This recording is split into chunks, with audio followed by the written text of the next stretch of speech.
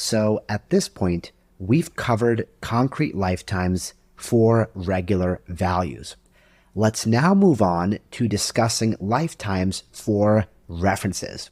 There's an important nuance to point out here. A reference is a value. It's a piece of data like any other. However, a reference represents a memory address of another value. So by its very definition, a reference is dependent on the existence of an original value. A reference cannot exist independently by itself. The concrete lifetime of a reference follows the same rules as the values we saw in the previous lessons. The lifetime of a reference starts when it is written to a location in memory, when that address is stored somewhere, and the lifetime of a reference ends when it is moved or dropped from that memory location. But there's one additional constraint when it comes to lifetimes for references. A reference, again, is intrinsically linked to a starter value, the one that it is borrowing. So it is critical that the reference does not outlive the original value, or the reference may then accidentally refer to invalid data.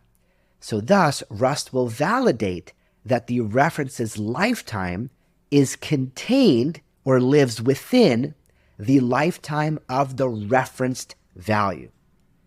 So this ensures that the reference points to a valid value for the complete existence of the reference. So remember, we mentioned earlier on in the course that a reference is like an address to a house. It is not the house itself, it is an address to get to the house. So in real-world terms, the Rust compiler is going to validate that the address of a house does not outlive the house itself. There is a lot of danger if a reference stores a memory address of a value somewhere else that is no longer valid or no longer exists. If you show up at an address and there is no house there, you'd be pretty frustrated in the real world. And similarly, in programming languages, when that happens, that can lead to serious bugs. So most of the time, when we're talking about lifetimes in Rust, usually we're going to be referring to the region of code that a reference can exist. So all values in Rust have a lifetime. That was the point I was trying to indicate in the two previous lessons. But the topic of lifetimes, it's usually referring to the lifetime of references because that's where the danger lies. That's where the capacity for error occurs, especially in other programming languages. The Rust compiler will ensure that all references have a valid lifetime that is completely within the lifetime of what is being borrowed. So if your program compiles, your code is fine and there are no errors within it. But sometimes getting to that point can be a little tricky. So you'll often hear the term borrow checker in the Rust community. The borrow checker is just a part of the compiler that checks that all borrows, i.e. all references, are valid. Once again, what does it mean for a reference to be valid? It means that the reference is pointing to some real data, existing data, present data. If the value that is being referenced moves to another memory location or is deallocated, the reference, which represents an address to that original value, all of a sudden becomes invalid. And that's what we have to watch out for. So that was a lot of technical jargon. Let me show you a concrete example to hopefully give you a little bit more clarity. So let's declare a dog variable, and I'm going to set it to a string of Watson. So as we know, the lifetime of dog and this string starts when it's declared and ends when the dog variable goes out of scope. That is the lifetime of the string itself.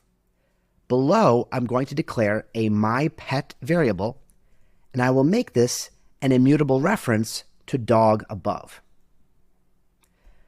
So the value being borrowed from, in this case dog, is sometimes called the referent. The referent is what is being borrowed. The reference is the actual borrow. This is the memory address of dog that myPet is storing, but the referent is what is being borrowed. Okay, Sometimes it's also called the lender because it lends out or borrows out the value. Dog is the original piece of data, and it is being borrowed by my pet. Now, let's talk about the lifetime of the my pet variable.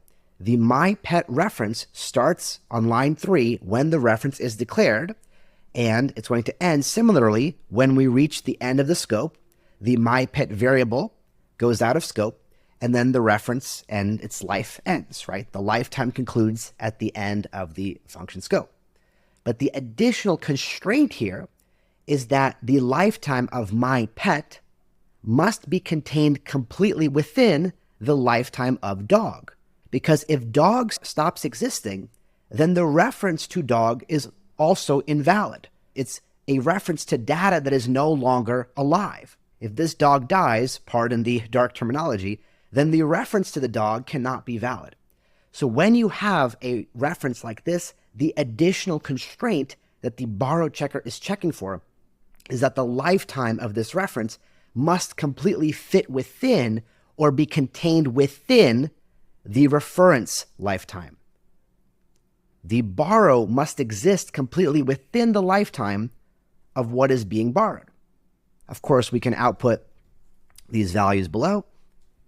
And these are all valid examples because Rust knows, for example, that if we output my pet, it knows that it can track down the reference to the original value because it knows that the my pet reference lives within the lifetime of dog, and thus it knows it can track down the original value at the memory address that my pet is storing and get the text of the string, which is Watson.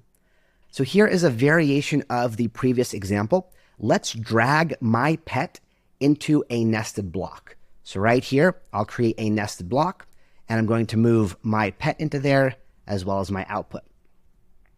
So this is a slightly different example, but it serves to demonstrate the same point.